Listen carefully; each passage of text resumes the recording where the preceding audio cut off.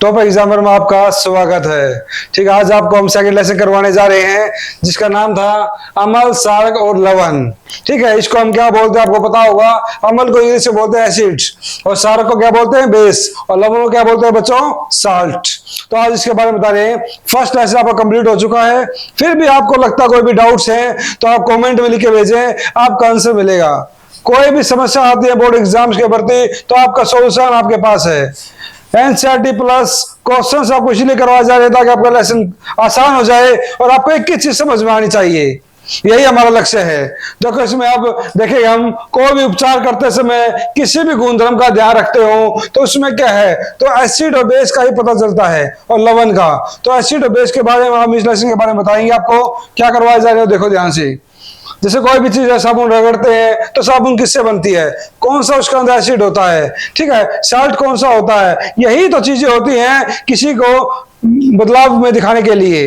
तो अब आगे हम आपको देखेंगे क्या बताते हैं आपको अम्ल और क्षार के रासायनिक गुणधर्म के बारे में समझाएंगे। अम्ल क्या होता है, क्षार क्या होता है। तो आपने पढ़ा होगा विज्ञान की प्रयोगशाला में जो हाइड्रोलिक अम्ल होया, सल्फ्यूरिक अम्ल होया, ये सब क्या है बच्चों, ये सब ऐसे एसिड और बेस का काम कर रहे हैं साथ में। तो उसके बाद जैसे आपने पढ़ा होगा उदासीनिक अभिक्रिया जिसे बोलते हैं न्यूट्रलाइजेशन रिएक्शंस, जैसे एसिड प्लस में बेस जब इसको मिलाएंगे आप आपस में तो क्या बन जाता है बच्चों, साल्ट प्लस में वाटर बन जाता है। इसीलिए इस लेसन में क्या जोड़ा गया है, अम्ल, क्षारक और साल्ट इसीलिए जोड़ा गया है क्योंकि इससे साल्ट भी बनता है बच्चों। और साल्ट क्या है, किसी भी दवाइयां जो भी दवाइयां बनती है हमारी उसमें हम क्या है उनको साल्ट ही तो बोलते हैं कि आज ये साल्ट मिला हुआ है पोटेशियम क्लोराइड का, इस चीज का साल्ट बना हुआ है। तो ये साल्ट ऐसे हैं जो उस बीमारी पे हम काम करते हैं। अब इसी में क्या है रंग में परिवर्तन के द्वारा ये सूचक हमें बताता है कोई भी पदार्थ अम्ल या क्षारक होते हैं और जिसकी गंध क्या है अम्ल या क्षारीय को दिखाता है उसको क्या बोलते हैं बच्चों, सूचक बोलते हैं। सूचक का हिंदी में क्या बोलते हैं, इंग्लिश में इंडिकेटर। अब आपको कुछ डेफिनेशन करवाई जाएगी। ये डेफिनेशन ऐसी है, लेसन स्टार्ट करने से पहले सबसे पहले हमें इन डेफिनेशन और परिभाषा का पता होना चाहिए। अगर ये परिभाषाओं का ज्ञान नहीं होगा आपको तो ये मानो कि आपका लेसन अधूरा है। ठीक है, तो सबसे पहले हम बताएंगे सूचक क्या होता है। जो पदार्थ अम्ल या क्षारक के साथ मिलने के पर अपने रंग में परिवर्तन कर लेता है, मतलब अपने रंग में बदलाव ले आता है, उसे बोलते हैं सूचक। इंडिकेटर, इंडिकेटर क्या होता है, किसी भी चीज को शो करना, किसी भी रंग परिवर्तन को दिखाना, उसे बोलते हैं इंडिकेटर बच्चों। जैसे लिटमस हल्दी है तो आपको पता हल्दी का रंग कैसा है, लिटमस का कैसा होगा, मिथाइल का रंग कैसा है। ये जो परिवर्तन वाले रंग दिखा रहे हैं पूरा पदार्थ बनने के बाद जो रंग को दिखाते हैं उसे बोलते हैं इंडिकेटर्स। सेकंड क्वेश्चन है बच्चों, गंधीय सूचक क्या होता है, जिसे बोलते हैं ओल्फैक्टरी। जो पदार्थ अपनी गंध से अम्ल या क्षारीय माध्यम में बदल जाए, या अम्ल में बदल जाए या क्षार में बदल जाए, उसे बोलते हैं गंधीय सूचक बच्चों। उसी तरह अम्ल क्या होता है, एसिड वह यौगिक जिनके पास एक या एक से ज्यादा हाइड्रोजन परमाणु होते हैं और वो दिखाते हैं एसिड, उसे बोलते हैं अम्ल। जैसे H3O तो ये क्या हाइड्रोनियम हो गया, एसिड का काम करेगा। और आपको मैं बता दूं कि जो भी हाइड्रोजन होगा वो एसिड का काम करता है। जितना ज्यादा हाइड्रोजन मॉलिक्यूल होंगे उतनी एसिड की मात्रा ज्यादा बढ़ेगी। जैसे आपने पढ़ा होगा PH3 या PH क्या होता है, पावर ऑफ हाइड्रोजन आयंस। तो पीएच का मतलब हो गया हाइड्रोजन को ज्ञात करना, कितने हाइड्रोजन होते हैं वो बोलते हैं पावर ऑफ हाइड्रोजन आयंस।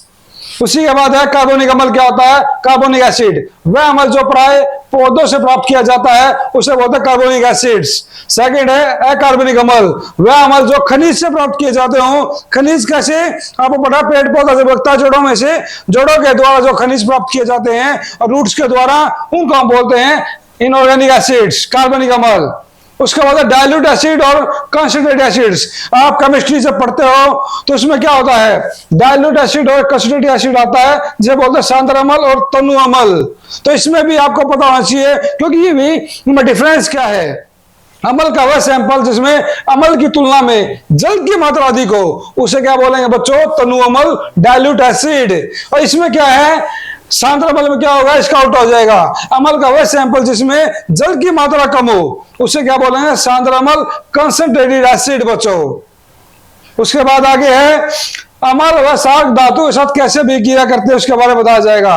कोई भी सल्फ्यूरिक अमल लिया उसके बारे में, जैसे मैंने ले रखा है, इसमें क्या किया हमने, सल्फ्यूरिक अमल डाल दिया, सल्फ्यूरिक एसिड, और क्या कर दिया, जिंक के टुकड़े डाल दिए। इनका डालने के बाद क्या हो जाएगा, इसमें क्या है, प्रेसिपिटेशन, बुलबुल, ये बुलबुले पैदा हो रहे हैं, ये दिखाते हैं हाइड्रोजन गैस को। हाइड्रोजन गैस का उत्पन्न होना ही इस चीज का लेसन का मकसद है। अब जैसे एग्जांपल करवाया जाएगा किसी के द्वारा, देखो यहाँ कि अभी सभी क्रिया में धातु अम्लों से हाइड्रोजन परमाणुओं का हाइड्रोजन गैस के रूप में विस्थापन मान लो, या फिर हाइड्रोजन गैस बनने के बाद बाहर जब निकलती है उस मॉलिक्यूल्स में, तो उसे बोलते हैं हाइड्रोजन गैस। इसी के द्वारा एग्जाम्पल करवाया जाएगा बच्चों। देखो यहाँ पहला एग्जांपल है, ये जो क्वेश्चंस मैं करवा रहा हूं ये सभी क्वेश्चंस बड़े इंपॉर्टेंट है। कोई भी आपको डाउट लगती है तो कमेंट्स में लिख के बताओ, हमारी टीम आपकी हर आंसर का जवाब देगी। तो लगातार कमेंट्स करते रहो, जो अच्छा वीडियो अच्छी लग रही हो, कोई भी कमी लगती है हमारी तरफ से, कोई डाउट्स रह गई हो, कोई चैप्टर का कोई क्वेश्चन बाकी है, तो हर क्वेश्चन का आपको जवाब दिया जाएगा। हमारा मकसद यही है कि विदाउट ट्यूशन, बिना ट्यूशन के आप हमारी वीडियोस को देखो और अपने ज्यादा से ज्यादा नंबर हासिल करो मेरिट के बेस पर।